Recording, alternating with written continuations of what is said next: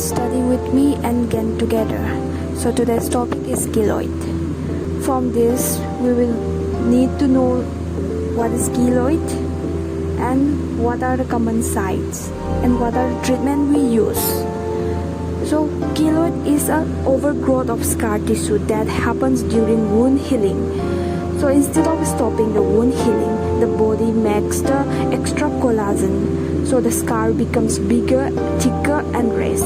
So these are common in blacks, common in females and more common in Negros. And also these are genetically predisposed. So keloid continues to grow even after 6 months. It continues to grow and maybe for many years it stays.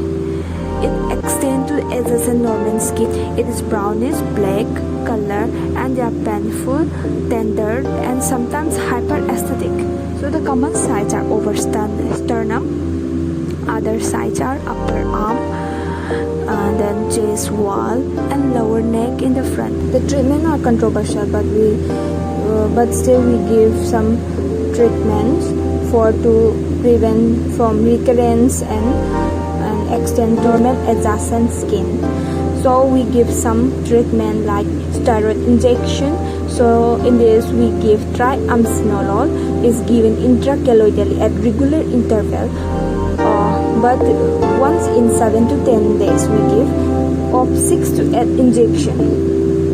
And then this is methotrexate and vitamin A therapy, and other one is intralesional excision.